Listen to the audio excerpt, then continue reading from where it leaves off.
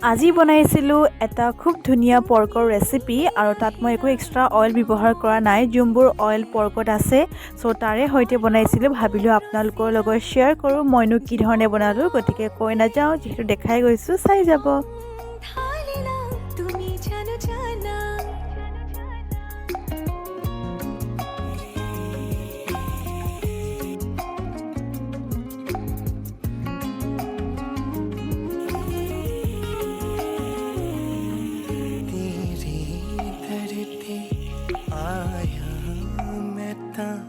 नाल सुपने हाँ तेरे ले आया उमरा बीता एवे कट जानिया होवे जे